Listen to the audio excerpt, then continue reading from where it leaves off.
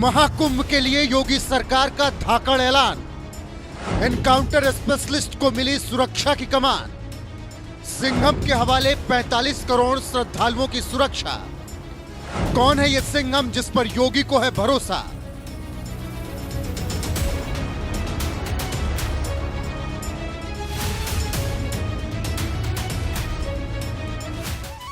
प्रयागराज एक ऐसी प्राचीन नगरी है जहां गंगा, यमुना और अदृश्य सरस्वती जैसी पवित्र नदियों का संगम है, जिसे प्राचीन ग्रंथों में तीर्थराज भी कहा जाता है। ऐसे पूर्ण नगरी में सदियों से हर 12 साल बाद महाकुंभ लगता रहा है और इस बार 13 जनवरी साल 2025 को इस महाकुंभ की शुरुआत होने जा रही है, जहां देश दुनिया से 45 करोड़ श्रद्धालुओं का सैलाब उमड़ने वाला है, जिनकी सुरक्षा भी योगी सरकार के लिए एक बड़ी चुनौती मानी जा रही है।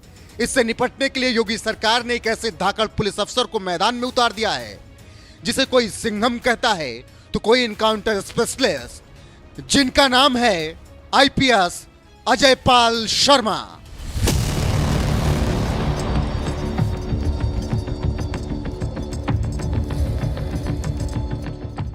उत्तर प्रदेश के जिस प्रयागराज में 13 जनवरी से शुरू होने जा रहे महाकुंभ में इस बार भारी संख्या में श्रद्धालुओं का सैलाब उमड़ने वाला है, जिनकी सुरक्षा भी योगी सरकार के लिए एक बड़ी चुनौती है। यही वजह है कि इस बार महाकुंभ में 7 लेयर की ऐसी सुरक्षा होगी कि परिंदा भी पर नहीं मार पाएगा।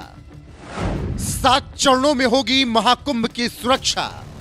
पहले चरण में मूल स्थान पर यात्रियों की चेकिंग होगी। दूसरे चरण में ट्रेन, बस, निजी वाहनों की चेकिंग होगी। तीसरे चरण में प्रदेश की सीमाओं पर चेकिंग होगी। चौथे चरण में टोल प्लाजा पर चेकिंग की जाएगी। 5वें चरण में प्रयागराज कमिश्नरेट सीमा पर चेकिंग। 6ठे चरण में मेला क्षेत्र के आउटर पर चेकिंग होगी। 7वें चरण पर इनर पॉइंट पर श्रद्धालुओं की चेकिंग होगी। महाकुंभ की 7 चरणों की सुरक्षा के साथ ही 22 दिसंबर को योगी सरकार का एक ऐसा आदेश आ गया, जिससे गुंडे, बदमाशों और माफियाओं के साथ साथ आतंकी वारदात के मंसूबे पालने वाले लोगों की रूह कांप जाएगी।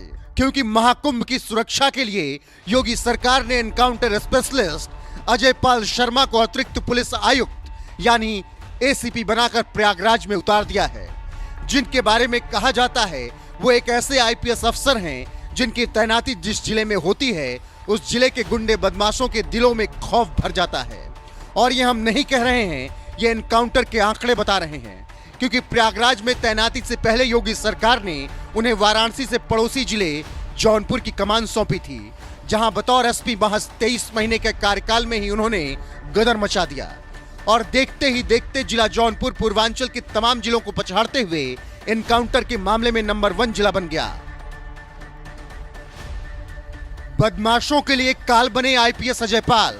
एसपी के तौर पर अजयपाल शर्मा ने 5 फरवरी 2023 को जौनपुर की कमान संभाली थी और इन 23 महीनों के कार्यकाल में कुल 97 एनकाउंटर हुए, जिनमें 103 बदमाश घायल हुए, जबकि 4 बदमाश ढेर हो चुके हैं। इतना ही नहीं, करीब 250 बदमाशों को पुलिस ने गिरफ्तार भी किया। गुंडे, बदमाशों की अकड़ ढीली करने वाले अजयपाल शर्मा को अब योगी सरकार ने महाकुंभ की सुरक्षा के लिए प्रयागराज भेज दिया है, जिसकी खबर मिलते ही खुद अजयपाल शर्मा ने एक ट्वीट में लिखा, 23 महीने के जौनपुर के सफर पर लगा विराम, अगला पड़ाव प्रयागराज। इस दौरान मुझे जौनपुर की संस्कृति, लोगों के स्नेह और सहयोग के अनुभव के साथ ही साथ जौनपुर में तैनात साथियों के साथ अपराध पर नियंत्रण करने का नया अनुभव प्राप्त हुआ। मेरी यह कोशिश होगी कि जिस विश्वास और अपेक्षाओं के साथ मुझे शासन द्वारा यह जिम्मेदारी सौंपी गई है, मैं उसे पूरी ईमानदारी और निष्ठा से निभाऊं। प्रयागराज के नए सफर पर निकलते हुए मुझे अत्यंत खुशी है कि मां गंगा ने कुंभ मेले के मौके पर तीसरी बार यह अवसर दिया कि मैं अपनी सेवा दे पाऊं। जय गंगा मैया। जौनपुर की सुरक्षा संभालने वाले तेज तर्रार आईपीएस अफसर अजयपाल शर्मा को बहुत ही सोच समझकर योगी सरकार ने प्रयागराज में कुंभ मेले की सुरक्षा के लिए भेजा है, क्योंकि इससे पहले भी अजयपाल शर्मा 2 बार कुंभ की सुरक्षा संभाल चुके हैं और उन्हें अच्छा खासा अनुभव है ऐसी स्थिति में काम करने की। यही वजह है कि योगी सरकार ने अजयपाल शर्मा को जौनपुर से प्रयागराज भेज दिया। आपको बता दें कि पंजाब के लुधियाना में जन्मे 2011 बैच के आईपीएस अफसर अजयपाल शर्मा तेज तर्रार कार्यशैली और अपराधियों के खिलाफ बिना रुके अभियान चलाने के लिए सिंघम, दबंग और दी रियल कमांडर के उपनाम से जाने जाते हैं। इतना ही नहीं, वो डायल 112 के एसपी का चार्ज संभालने के साथ ही सहारनपुर, गाजियाबाद, हाथरस और नोएडा जैसे जिलों में भी तैनात रह चुके हैं। ऐसे तेज तर्रार आईपीएस अफसर के बारे में आपका क्या कुछ कहना है? अपनी राय कमेंट कर हमें जरूर बताएं।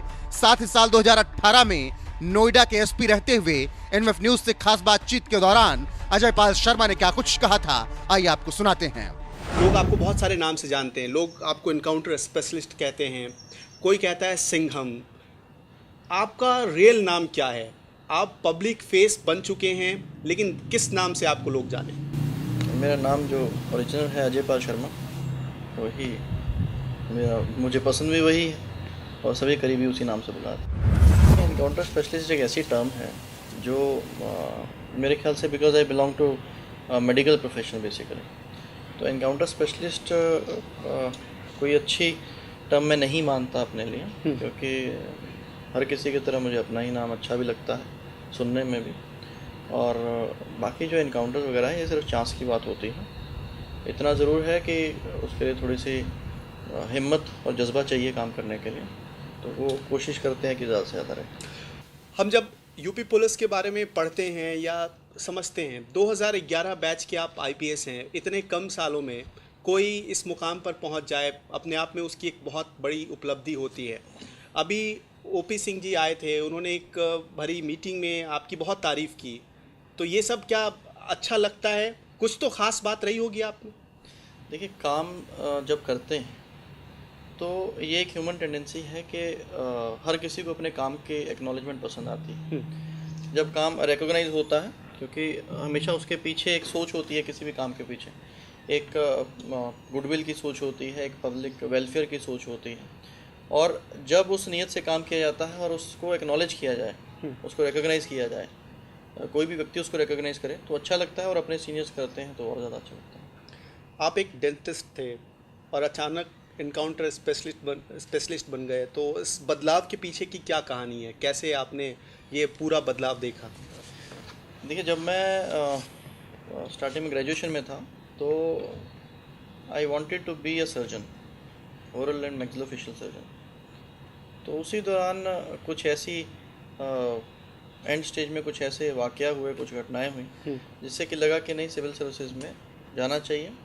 और सिविल सर्विसेज एक अलग प्लेटफॉर्म आपको प्रोवाइड करते हैं, जहाँ पे आपके डिसीजंस जो हैं कई ज़िंदगियों पे ज़्यादा असर डालते हैं। तो वही एक सोच थी जिसके कारण से सिविल सर्विसेज का एग्ज़ाम दिया था, और बाय गॉड ग्रेस वो क्लियर भी हुआ, और उसके बाद में सर्विस में आने का मौका मिला। आपने एक हाल में एक व्यवस्था लागू की है, थानों में ग्रेडिंग सिस्टम की ये व्यवस्था क्या है? ज़रा हमारे दर्शकों को ये आप बताएंगे, कैसे ये काम करता है? देखिए, ग्रेडिंग सिस्टम जैसा कि हर किसी के बच्चे जब स्कूल में पढ़ते हैं और 3 महीने बाद जब या क्वार्टरली जब एग्ज़ाम होते हैं, उसके बाद में बच्चे का रिपोर्ट कार्ड पेरेंट्स के साथ में शेयर किया जाता है। उसमें पेरेंट्स को शेयर किया जाता है कि बच्चे ने कितने मार्क्स लिए हैं, किस सब्जेक्ट में मजबूत है, किस में कमज़ोर है, कहाँ पे सुधार की गुंजाइश है, क्या टॉपर्स में आता है कि नहीं आता है। और जो एक थाना पुलिस की एक ऐसी यूनिट है जो बहुत ही रिस्पॉन्सिबल होनी चाहिए, अकाउंटेबल होनी चाहिए, और उसमें मेरिट के बिना किसी और फैक्टर का रोल नहीं प्ले होना चाहिए। इसलिए ग्रेडिंग सिस्टम लागू करने का सिर्फ एक ही पीछे उसकी मंशा है, वो है उसमें ट्रांसपेरेंसी, अकाउंटेबिलिटी लाना, और जो भी व्यक्ति इतनी ज़िम्मेदार पोस्ट पे है वो अपनी ज़िम्मेदारी का एहसास करे, और अगर उस जिम्मेदारी को वो निभा पा रहे हैं तो ही वो उस पद की गरिमा को बढ़ाएं, अदरवाइज़ उनके लिए बाहर का रास्ता तैयार है। तो कैसे ये काम कैसे करता है, थानों पर लागू कैसे होता है? देखिए, पुलिस में कई ऐसे कार्य हैं, इसमें प्रिवेंटिव एक्शंस हैं, क्राइम रोकने के लिए वो क्या कर रहा है, पब्लिक से कैसा व्यवहार कर रहा है, अगर कोई अपराध हुआ है तो उसको वर्कआउट कितनी तत्परता से कर रहा है, क्या जिस एरिया की जिम्मेदारी दी गई है उस क्षेत्र में रहने वाले लोग उनसे सेटिस्फाई हैं, उनके व्यवहार से, उनकी वर्किंग से सेटिस्फाई हैं, जितनी भी एजेंसीज़ वहाँ पे काम कर रहे हैं उनके साथ में उनका कोऑर्डिनेशन कैसा है, लॉ एंड ऑर्डर पे इम्पैक्ट उनका किस तरह का है मौके पर, इस तरह के तमाम ऐसे। क्योंकि जो पुलिसिंग, मेरा जो मानना ये है, पुलिसिंग ना सिर्फ एक प्रोफेशन है बल्कि पुलिसिंग एक लाइफस्टाइल है, और इस लाइफस्टाइल में अकाउंटेबिलिटी का होना बहुत ज़रूरी है, एक सौम्यता का होना बहुत ज़रूरी है। तो इसी चीज़ों के लिए ये कोशिश की गई है इसको ग्रेडिंग सिस्टम की, और फ़िलहाल इनके जो रिज़ल्ट्स हैं उसको एनालाइज़ किया जाएगा। फ़िलहाल अभी तक जो रिस्पांस मिला है वो काफ़ी वर्किंग में एक तत्परता भी आई है और जो एक्शंस हैं वो देखने को मिले हैं पुलिस के द्वारा। एंड बाकी इसका रिव्यू अभी किया जाएगा, हर 15 दिन में हम इसका रिव्यू करेंगे। और क्योंकि नई एक व्यवस्था है तो इसमें काफ़ी सुधार की गुंजाइश रहेगी, इसको हम मान करके चल रहे हैं। और जैसे समीक्षा में जो कमियां हमें आएंगी, कुछ पहलू कई बार छूट गए हों या कुछ ऐसे पहलू हैं जिनको थोड़ी ज़्यादा तवज्जो दी जाए, जो कुछ पहलू ऐसे हैं जिनको कम तवज्जो दी जाए, तो उस हिसाब से अभी इसमें ऑल्टरेशन किए जाएंगे। तो क्या हम ये मतलब दावे के साथ कह सकते हैं कि थानों में या थानों के कल्चर में बदलाव आ गया है सिस्टम के लागू होने के बाद? देखिए, बदलाव आ रहा है और बदलाव आएगा। किसी भी व्यवस्था की कामयाबी इस पे डिपेंड करती है कि उस व्यवस्था का एग्जीक्यूशन किस तरीके से हो रहा है। और क्योंकि ये नई व्यवस्था है और हमारी कोशिश ये है कि ये कामयाब हो, उसको कामयाब बनाने के लिए इसकी रेगुलर समीक्षा, अधिकारियों का और कर्मचारियों का इसमें बराबर का पार्टिसिपेशन, और जहाँ जहाँ भी हमें कमी मिले उसमें हम सुधार करते रहें, उससे डेफिनेटली एक डायरेक्शन है, उस डायरेक्शन में हम आगे बढ़ेंगे। मुझे नहीं लगता कि यूपी के किसी ज़िले में इस तरह की व्यवस्था कभी लागू हुई हो। मैं देखने की कोशिश भी कर रहा था पर मुझे ऐसी कोई जानकारी नहीं मिली। इस पर सरकार की तरफ से या आपके सीनियर ऑफिसर्स की तरफ से कोई तारीफ़ मिली आप? नहीं, देखिए, अभी तो क्योंकि लागू की गई है और इसके जो रिजल्ट्स आएंगे उस रिजल्ट्स को शेयर किया जाएगा। क्योंकि ये हमारा अभी गौतम बुद्ध नगर का ही एक तरह से प्रोजेक्ट है जो हमने अभी यहाँ पे शुरू किया है। जैसे इसके रिजल्ट्स हमारे पास आएंगे, जब समीक्षा इसमें रिपोर्ट्स तैयार की जाएंगी, तो डेफिनेटली हम शेयर भी करेंगे और उसके बाद में कोशिश की जाएगी इसको ज़्यादा से ज़्यादा प्रचार प्रसार की।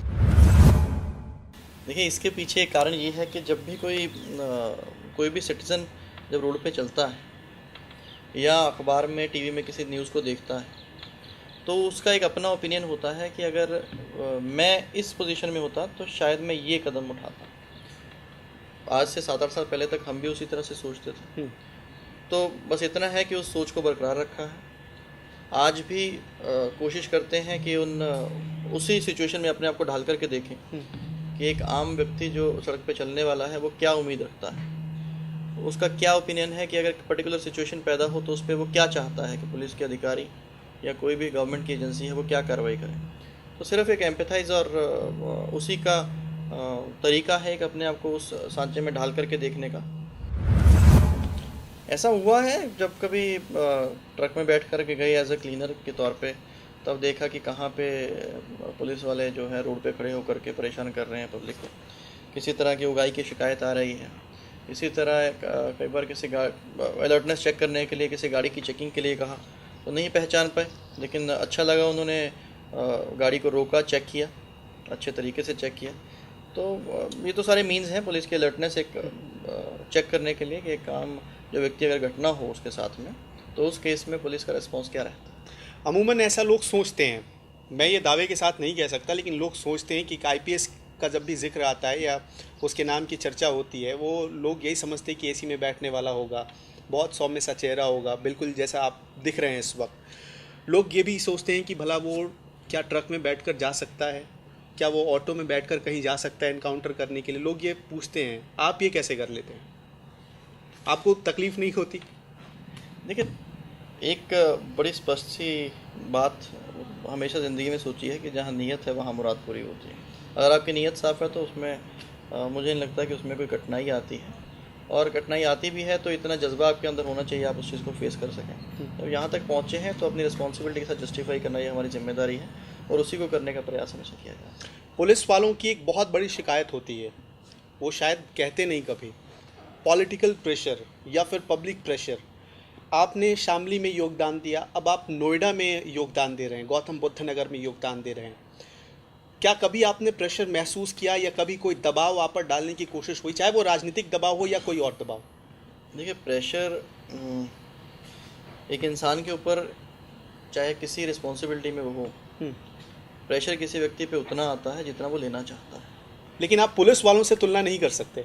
नहीं, हर डिपार्टमेंट में हर पोस्ट पे प्रेशर उतना ही आता है जितना आप लेना चाहते हैं। अगर आप प्रेशर नहीं लेना चाहते तो आपके ऊपर कोई व्यक्ति ज़बरदस्ती प्रेशर नहीं डाल सकता। आपके साथ कभी ऐसा हुआ कि प्रेशर डालने की कोशिश की गई, आपने नहीं लिया?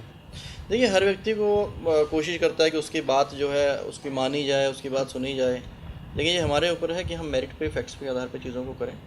और अब तक जो चाहा है जस्टिफाई हर एक्शन जो है जस्टिफाइड एक्शन ही करता है, कामयाबी मिले। ये देखिए, हमारा प्रयास हमेशा ये रहता है कि कोई व्यक्ति अपराध ना करे। उसके लिए हम तमाम जितने भी पुलिस के पास संसाधन हैं उसको इख्तियार करते हैं, जिसमें चाहे वो प्रिवेंटिव एक्शंस की बात की जाए, चाहे वार्निंग देने की बात की जाए, तो पूरा प्रयास रहता है। पब्लिक को अवेयर किया जाता है कि क्राइम से बचने के क्या तरीके हैं, क्राइम अगर होता है तो उसके मोडस ऑपरेंडी क्या रहता है क्रिमिनल का, अगर चोर चोरी करता है तो उसमें कैसे बचा जा सकता है, अगर रास्ते में लूट होने का खतरा उससे कैसे टाला जा सकता है, किसी का मोबाइल छीनने से कैसे बचा जा सकता है। ये सारे तरीके कोशिश की जाती है कि पब्लिक तक रीच बनाएं और उनको ये बताएं। और इसी तरह से क्रिमिनल्स जो हैं उनके खिलाफ जितने प्रिवेंटिव एक्शन हैं उसको हमारे द्वारा प्रयास किया जाता है। लेकिन अगर कोई पुलिस पार्टी जो अरेस्ट करने जा रही है उसको, और उसके ऊपर वो पुलिस पार्टी पे फायरिंग कर रहा है जो, या किसी तरह का अवैध रूप से कोई फोर्स इस्तेमाल हो रही है उसके द्वारा या उसके साथियों के द्वारा, परिजनों के द्वारा, तो ये फुल राइट्स हैं पुलिस के पास में कि उसको एप्रीहेंड करें किसी भी तरीके से, जितना नेसेसरी फोर्स उसको यूज़ करें। उसमें कई बार एक्सचेंज ऑफ फायर भी हुआ है। अगर चाहे गौतम बुद्ध नगर की बात करूँ, चाहे शामली की बात करूँ, सैकड़ों ऐसे क्रिमिनल्स हैं जो अरेस्ट हुए हैं, और चुनिंदा कुछ क्रिमिनल्स हैं जो मारे गए हैं, और कुछ ऐसे क्रिमिनल्स हैं जो घायल हुए हैं। वो डिपेंड करता है कि मौके पे क्या स्थिति पैदा हो रही है। देखिए, इसमें जो इनकाउंटर्स हैं ये बहुत ही टफ सिचुएशन होती है मौके पर। अगर मैं 2 जनवरी की बात करूं तो हमने भी अपना साथी इसी तरह की मुठभेड़ में खोया है, और दूसरा साथी हम खोते खोते बचे हैं। जब किसी व्यक्ति के 3 गोलियां लगी हों और वो बिस्तर पे पड़ा हो और ज़िंदगी और मौत के बीच में जूझ रहा होता है, फिर भी अगर कोई उस पर सवाल उठाने का चाहे तो फिर ये तो उसकी सोच जो है। नहीं, हम जर्नलिस्ट हैं और हम हर दिन खबरें पढ़ते हैं पुलिस वालों की, और हमने कई खबरें पढ़ी हैं कि पुलिस वाले शहीद हो गए हैं, लेकिन फिर भी जो लोग सवाल पूछ रहे हैं उनके लिए आपका क्या जवाब है? उनके लिए मेरा यही कहना है कि अगर किसी व्यक्ति ने 7 हत्याएं कर रखी हैं या 12 हत्याएं कर रखी हैं, तो क्या उन लोगों ने पहले उनके मानवाधिकार के बारे में बात करी थी जिनकी हत्या की गई थी? क्या उन 7 लोगों के मानवाधिकार की बात करी थी? क्या उन 12 लोगों के मानवाधिकार की बात करी थी? अगर उन्होंने तब उनके मानवाधिकार की बात करी है तब तो आज की डेट में वो हक रखते हैं किसी और की बात करने का। अगर उन्होंने पहले उनके वो संवेदनाएं नहीं जाग पाई तो आज अचानक से क्यों जाग रहे हैं? तो कुछ चीज़ें ऐसी हैं जो जस्टिफाई होनी चाहिए, और मानवता हर किसी के अंदर होनी चाहिए, सिर्फ एक पक्षीय सोच नहीं रखनी चाहिए। और अगर कोई पुलिस कर्मचारी की गोली से कोई बदमाश मारा गया है तो उसके पीछे कारण भी देखने चाहिए, उस फैमिली की कंडीशन को भी देखना चाहिए जिसके घर वालों का ब्रूटली मर्डर किसी के द्वारा किया गया। और शामली की बात करूँ, 2 भाई मारे जाते हैं दिन दिहाड़े, शाम को रंगदारी मांगी जाती है, सुबह तक नहीं दी जाती तो दोपहर को हत्या कर दी जाती है दिन दिहाड़े सड़क पर। तो बाकी जो आसपास के लोग हैं वो क्या करेंगे? पलायन नहीं करेंगे और करेंगे क्या? तो इसलिए ऐसे जो बदमाश हैं जो 3 पुलिस वालों की हत्या कर चुके हैं, क्या आप उनसे उम्मीद करते हैं कि आप जब वहाँ पर जाएंगे वो बड़ी शांति से आपके सामने सरेंडर कर देंगे? ये सिर्फ कहने सुनने की बातें होती हैं, सुनने में अच्छी लगती हैं कि आपने कहा हाथ ऊपर खड़े करने के लिए और उसने हाथ खड़े कर दिए।